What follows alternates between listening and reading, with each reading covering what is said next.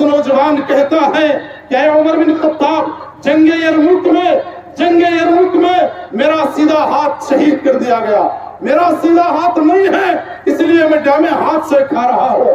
اس کے بعد عمر بن خطاب رضی اللہ عنہ نے سب سے پہلے اسے جو بات پوچھی اور کہا، کیا تم وضو بناتے ہو؟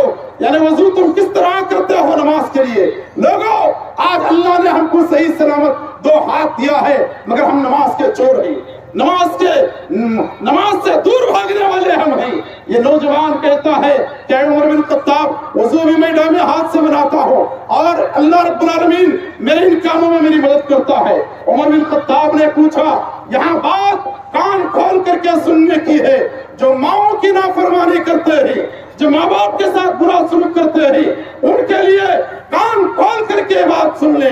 عمر بن خطاب نے کہا، نوجوان کہاں جانے کا ارادہ ہے؟ اس نے کہا، اے عمر بن خطاب، یمن کو جا رہا ہو، یمن کو جا رہا ہو۔ عمر بن خطاب نے پوچھا، یمن میں کون ہے؟ اس نے کہا کہ میری بوڑھی ماں ہے، میری ماں ہے، کئی سالوں سے میں میری ماں سے دور تھا، ایک زمانہ ہوا میری ماں کو میں نے نہیں دیکھا، آج بھی بوڑھی ماں کی آنکھوں سے آنسو ٹپک رہے ہیں اپنے نوجوانوں کو سینے سے لگا لینے کے لیے۔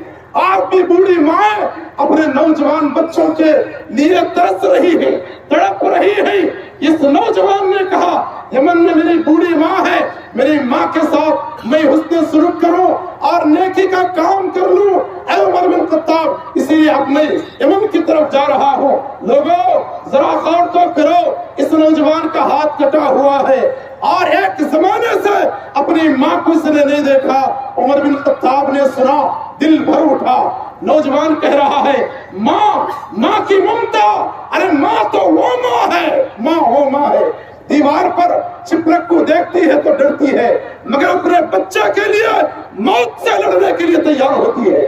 آج اگر آپ دیکھ رہا ہو تو فلسطین کو دیکھو، کتنی مائیں ہیں جو اپنے کھوکھوں میں ان کے بچوں کا جنازہ لے کر کے بیٹھی ہے، آسمان کی طرف رب کی رحمت کے منتظر ہیں۔ اور لوگوں، آج ہمارا حال یہ ہے کہ ہم اللہ سے دور بھاگ رہے ہیں، اپنے ماں باپ کی نافرمانی کرتے جا رہے ہیں۔ عمر بن خطاب رضی اللہ عنہ کا دل بھر گیا۔ کہا، نوجوان جب تم جا رہے ہو تو ایک خادم میں تم کو تحفے میں دیتا ہوں اور 5 اونٹ بیت المال کی طرف سے میں تمہیں دیتا ہوں، جاؤ اپنی ماں کی خدمت کرو۔ میرے بھائیوں سن لو، نیکی کا کام کرنا ہو تو پہلے ماں باپ کو بھی راضی کر لو، ماں باپ کو خوش کر لو۔ عید کے بعد سب سے پہلے اپنے ماں باپ سے معافی مانگو، ان کے گلے لگو اور ان سے رو رو کر کے معافی مانگو اگر دل کبھی دکھایا ہے تو، کیونکہ ماں باپ کی نافرمانی کرتے رہو گے اللہ خوش نہیں ہوتا۔ اور دوسری بات، اللہ کے نبی صلی اللہ علیہ وسلم نے فرمایا، مدمن الخمر، شراب کا عادی رمضان کے مہینے میں حرام چیزوں سے بچ کر کے رہے، مگر رمضان جیسے ہی ختم ہو گیا پھر ہم شراب کے عادی بن گئے۔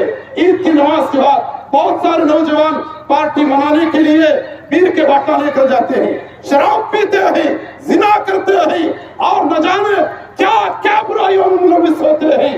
افسوس کی بات یہ ہے کہ ہم لوگ اپنے اندر جھانک کر کے دیکھنے کی ضرورت ہے، اپنے نفس کا محاسبہ کرنے کی ضرورت ہے۔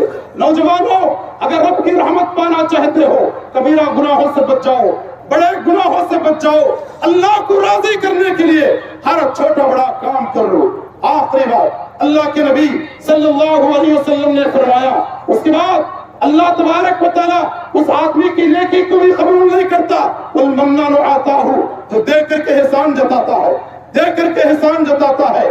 ماہ رمضان میں کسی کو زکات دیا، کہتا ہے کہ میں دینے سے تو تیرے بچوں کو کپڑے لا لی، کسی کو کھانا کھلایا، کہتا ہے کہ میں دینے سے تیرا گھر چل رہا ہے، کہتا ہے کہ میری مدد سے تو اچھی پڑھ رہی ہے، تو اچھا پڑھ رہا ہے۔ اللہ کی قسم، احسان جتانے والوں کی نیکیوں کا صلہ نہیں ملتا، اللہ تبارک و تعالیٰ اس کے نیکیوں کا بدلہ دنیا میں دے دیتا ہے مگر آخرت میں نہیں دیتا۔ تو اسی لیے اپنی زندگی میں ان 3 باتوں سے دور رہو، اسے تو باتیں بہت ساری ہیں۔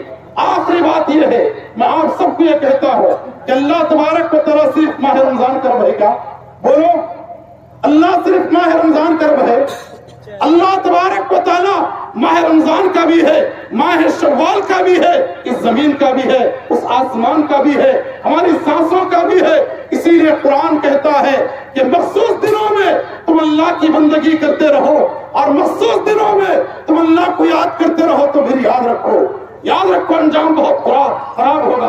रब का कलाम कहता है वअबुद रब्बका हत्ता यातियकल यकीन, लोगों अल्लाह की बंदगी उस वक्त तक करो यहां तक कि हमें मौत आ जाए। वअबुद, तू तेरे रब की बंदगी कर, वअबुद रब्बका, तेरे रब की इबादत कर। कब तक? हत्ता यातियकल यकीन, यहां तक कि तुझे मौत आए।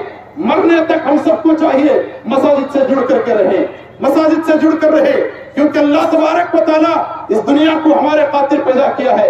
जरा सोचो तो सही, अनाज जमीन से निकलता है, कहां से निकलता है? जमीन से अनाज निकलता है। खजाने कहां से निकलते हैं? जमीन से निकलते हैं।